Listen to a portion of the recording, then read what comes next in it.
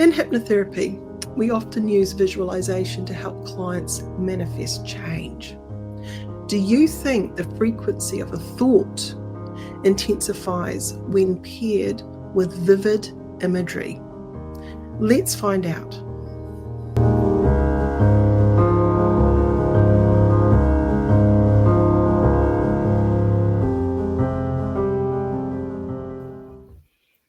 Hi, Meredith. Hello. So, vivid images are something that a lot of people probably can do, but not everyone is the same, are they? No, they're not. I don't think I always see so vividly. I have other senses that probably are more profound than the visual images. I certainly don't see very fine detail and stuff like that, and often don't even see colour. It's not to say I don't see colour, but there are people that don't see anything when you ask them to imagine something. Aphantasia. Yes. So when we're looking at visualizing something really, really strongly, I think really what's more important is the emotion. So the strongest emotion wins and the clearest instruction wins. So if we instruct someone to imagine something, it doesn't have to be surround sound, full visual, complete picture. Sometimes it's a sketch. It's an idea of what it might be, but it may not be so vivid, right? But do you also counts, right? Yes, it does. But do you also think that your thoughts have a rhythm, like a melody that plays in the background of your mind? Or, I mean, I know that you have very vivid images, so you might not have that. But for me, my thoughts have rhythms, and sometimes they're really light and airy and float away, and other days they're pretty sort of dark and chaotic. I don't know whether I'd personally describe them like that, but I know that when certain things happen, I have sounds of songs playing in my mind. So when I've finished teaching, for example, I have the final countdown song that comes in my head. Yeah. And when I'm in a lift, I have the Burt Bacharach kind of like the elevator music. So it's a really weird thing where I'm triggered in the way my mood is with sound and song. However, when I'm thinking about the future, I don't think I really use sound and song very much, but I absolutely, for some clients that are very auditory rather than visual, I will use that as an anchor to anchor in a desired state. Yeah, because I personally think music really affects us deeply. You hear a sound, or to me, I hear a different piece of music, and that does shift my emotions. I can have different feelings to that various type of music. For sure. When I was younger, one of my good friends said, please don't listen to Pink Floyd anymore. And I said, why? She said, because you get really depressed and dark. Sorry to all those Pink Floyd fans out there. They're not saying that you're depressed. It amplified this depressive dark side of me. So when we're looking at things like that, absolutely, there can be an effect. But if we think about it hypnotically, if we think about how we use that or utilize that in a hypnotic session, we can tune into the client's senses. Now, again, they don't have to visually see it full on for it to be a strong idea. It can be an idea that is through your other senses. How's that going to feel is the most important thing that you want to key in for the client. You want to identify or elicit the right feelings. And our brain naturally has different frequencies anyway, doesn't it? Depending on what we're actually doing, whether we're actually, actively thinking, or whether we're relaxing, and how deep we've gone into a meditation. You've got your outer, your theta, and your delta waves. So frequency does affect us on many levels, I believe. Yeah. When we look at the delta waves, this is a conversation we were having a little while ago, weren't we? Because there is this method out there called havening, and it's all the rage at the moment. It's like the in thing to do when we're dealing with trauma. However, it got me thinking, I reckon that people can go into delta in other ways. And I would love to explore that more. That means it looks like sleep, like your brain's sleeping, but you're not. You're actually still awake. And a lot of meditators who have been meditating for years can go into delta waves. So we know it can happen where they're not asleep, but they're aware of this moment in time, but their brainwaves are slowed down so much. And that's a really good zone for processing stress or trauma. So it got me thinking, with the havening, they have movements, right, to induce delta waves. But we can do that by slowing down the pace in which we are delivering the hypnotic journey to someone. So, for example, my normal rate of talking is quite quick. But if I was to guide someone and pace them down into a very, very relaxed delta state, I might have gaps between my sentences. And I might elongate or lengthen through some words. So I could be going into a journey with someone saying, and just breathe in. And slowly out.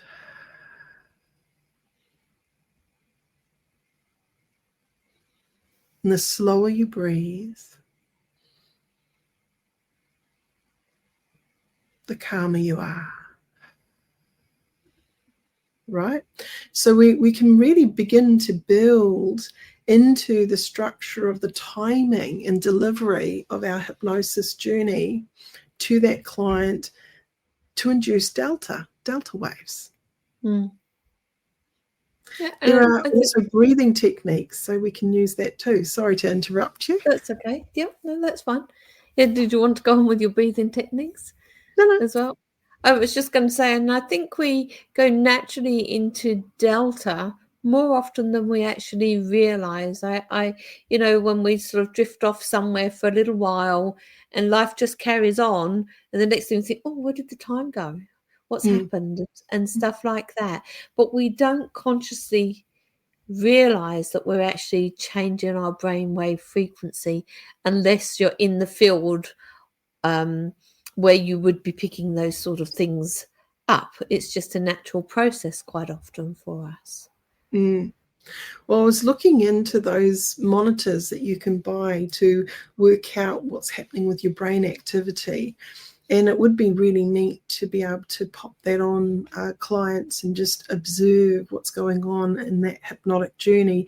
Even in the speaking, like, just normally speaking to and from, people could go into conversational hypnosis where they're slowing down, they're imagining the past, they're imagining the future, and they're joining the dots of understanding. And that is hypnotic in itself. They're focused for a period of time, and they're open, and their creative mind is supporting them in that possibility of things changing. So a lot of times when you're with a good friend and the friend is really listening to you and you have a chance to chat about your dreams, goals, and aspirations, or what's been stopping you, even just having that space to say it out loud will help that person process. And they may well come up with solutions even by letting it out, instead of having it rattling around in their head. Now, saying that, inviting the client to go inward and have a conversation with themselves about that very thing, but in a really empowered way.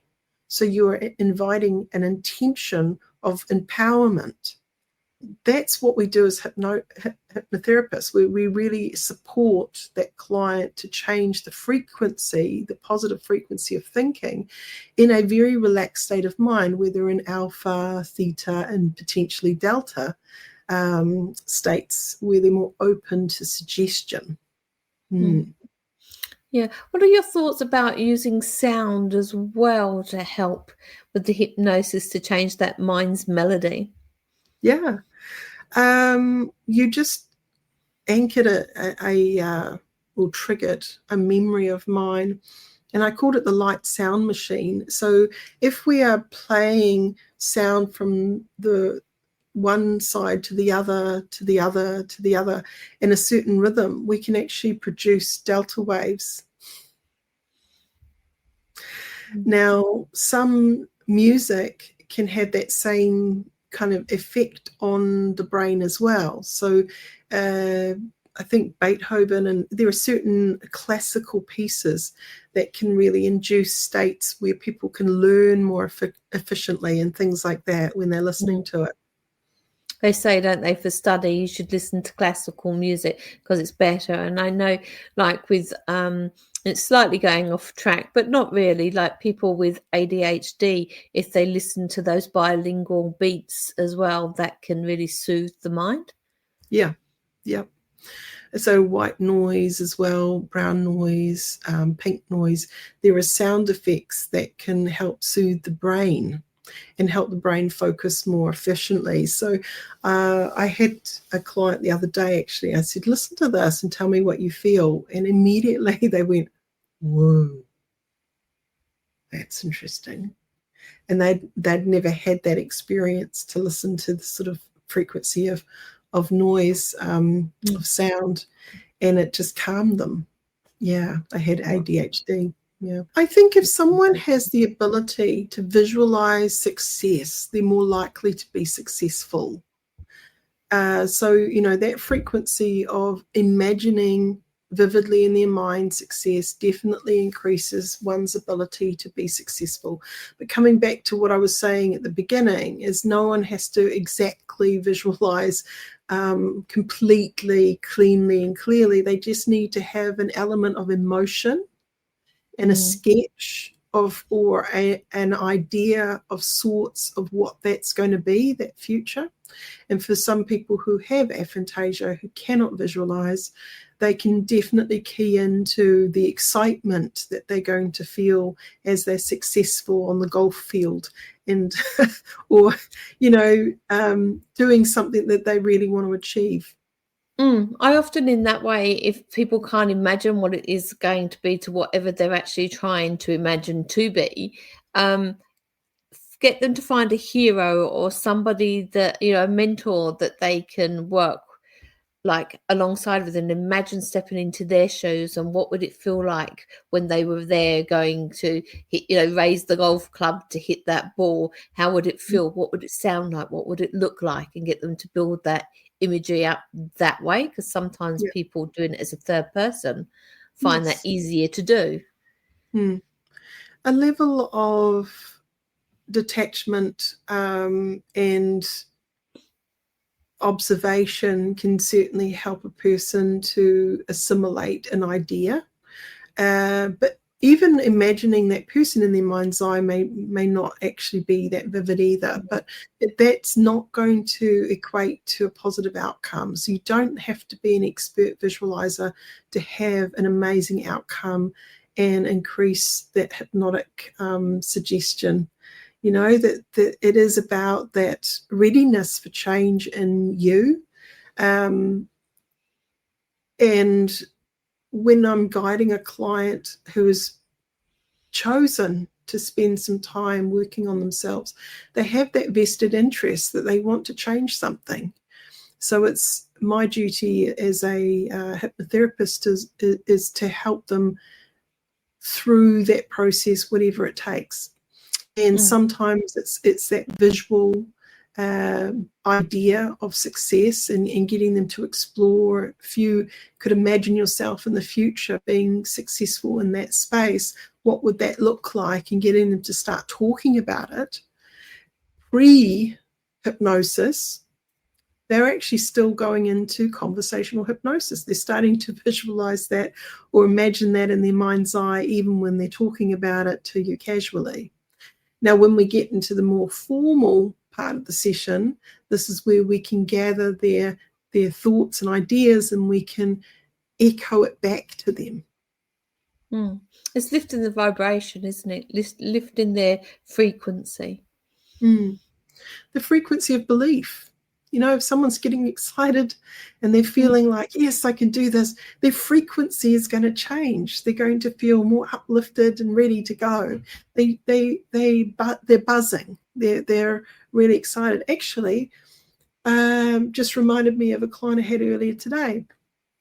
And she said, oh, you know, in the evenings, I kind of get this thing, wow, my life's running out. And there's so many things to do, and I feel like this panic come over me.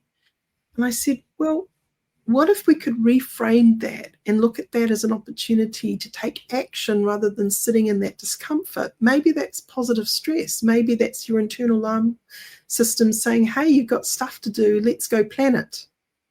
And we started to look at the strategy for her to go away and work on. So what she's going to do is get a whole lot of Post-it notes and write on them the things she wants to achieve. And then she's going to pick the ones that she wants to achieve first and actually put them on the timeline and make a date with destiny. So one of the ideas that she had was to learn Italian.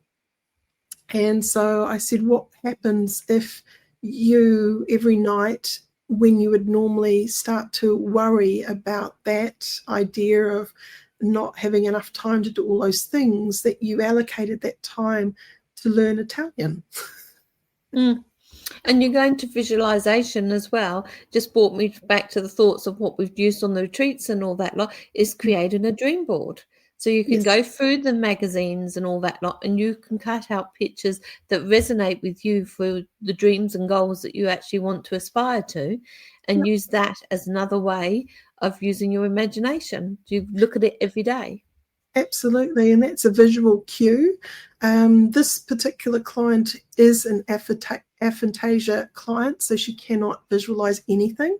So we use a lot of language, heavy stuff, and then she can go and play with it. So she has very clear, she calls her personal mantra that she says, you know, positive sayings that she started to say often and frequently to herself. She said, it's really lovely, Meredith. They just pop into my mind. I'm going to have a long life, a healthy life, a good life. And that's something she says often and frequently in her mind, just pops out of the blue. And, you know, when we're looking at that success of someone overcoming big fears and barriers and walking that freedom and then going, hey, I've got all this freedom. What do I want to do with it now? Because that's actually where the client had come from. She was so fear-based that her choice menu of things that she was actually doing was really, really tiny. And now that she's overcome all her fears and phobias, she can fly anywhere, she can go anywhere, she can do anything. And she's like busting to do it now. So this is a really good time for her to get on and actually action things. That's great, yeah. So thinking about homework, maybe if you want to start visualizing the things, your goals, dreams and aspirations, maybe do a vision board, you know, go through and cut out some pictures and put them up. Really think about what they mean to you. Or get Post-it notes. Yes, true. Or Post-it notes, you know, just kind of put them out on the floor, give it a good afternoon, you know, take time with it to really explore and then take action. Don't just do the vision board and leave it. Actually start to put it in a date with destiny in your diary, like you're actually going to take steps towards achieving that thing that's important to you. And that's where the inner hypnotist comes in. You're going to be then learning to talk yourself into it rather than talk yourself out of it. But knowing what you're actually wanting to talk yourself into, that's a big part of the process of discovery. Yes, for sure. as a hypnotherapist, on that note, quite often we are helping that person to brainstorm what their amazing self is going to be. They may not have given it a lot of time because they've been stuck in the storm of what they don't like. You know, they've been really trapped in their negative reality for such a long time. To imagine anything different from that feels really foreign. So often as therapists, we're here to shed some light on the possibilities of what could come next. It doesn't have to be a repeat of the past. It can be a complete rewrite of what that client could possibly do. Yeah. Any thoughts on that, Teresa? Yeah, I think it's, like where attention goes, energy flows. And if you are it's stuck in that negative spiral going downwards, that's where you're going to stay. So if you shift that thought, then your energy is going to start to flow that way. So it's good to do a check-in, a daily check-in, and think, well, why am I feeling like this? What can I change? For sure. So if anyone does go away and has a bit of a play with the vision board and you want to share how that was for you, pop some comments down below and we'd love to hear from you. If you've got any questions too, please feel free to get in touch. If you want to train as a hypnotherapist, you can visit the website nzach.ac.nz, and there's lots of information in there for you to have a look at. Our training is really dynamic. You're going to get that support, and I promise you I will help you understand those key concepts. As much as I love being a hypnotherapist, I also equally love teaching hypnotherapy. A new intake starts around mid-February, so don't be shy, go have a look. Sign up. If it's for you, you can have a free discovery call with Meredith. So yeah, please do check the website out. Also like, subscribe and share our channel to your friends and family. And we have a rolling intake over the year as well. So even if you didn't come in our first module, you can start any time during that year, and then it will loop back and you can cover off those first things. There's lots of information as well that you can read in the meantime that's going to help you to catch up with stuff. And also the recordings from those sessions will be available for you to have a look at as well when you're on the online portal for the students. So anyway, thank you very much, Teresa, for joining me again. Thank you, Meredith. It's been a delight. And we'll see you in another week. And thank you very much, everyone, for joining us today. Till then, everyone, take care. Bye.